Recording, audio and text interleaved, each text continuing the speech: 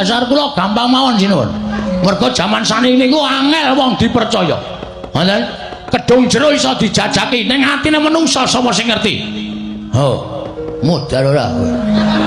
Ora iso omongan kowe padake. Wah, kulino orasi demo.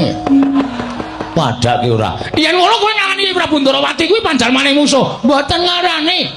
Mboten muni lho kula. Mboten muni nek Kresna niku mengsah, mboten. Nek kula wis mesti Kresna menika musuh, ateges kula ngarani nek Prabu Kresna niku panjalmaning musuh. Kula mung nuwun sewu ngemutaken Dansen Prabu Darmakusuma supaya luwih teliti babagan pustaka Jamus Limasata.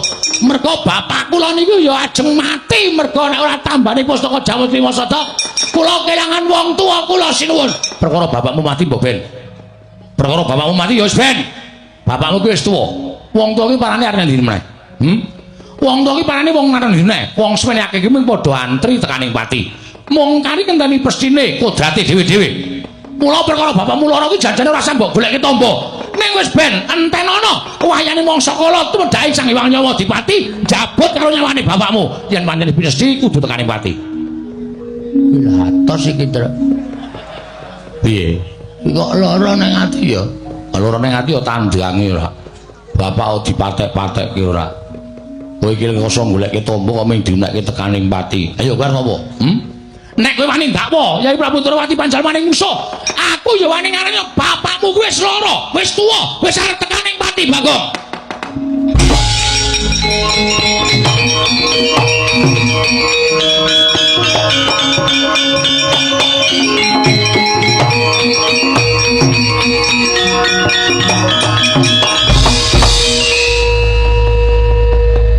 Wah, jawatan isamu wis lho, Bol. Lho.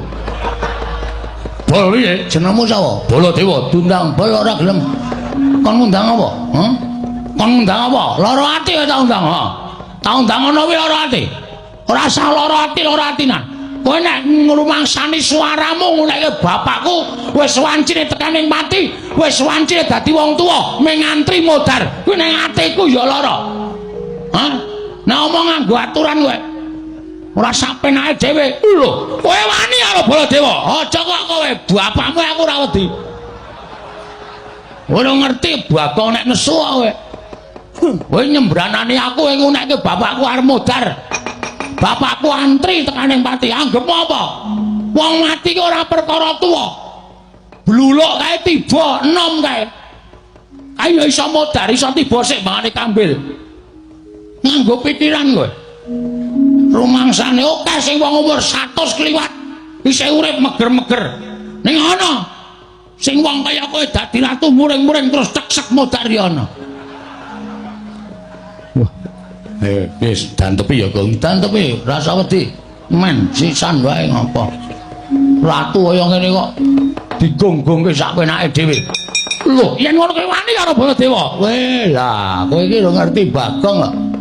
Bagong ki tau munggah ning kayangan ngobrak-abrik kayangan. Dewa bubar kabeh wedi karo aku. Ha, lakone Bagong gugat. Kuwi karang aku dhewe. Ha. Aku bengi iki sik kon bangun gedung kesenian. Apa ora pecah sirahe?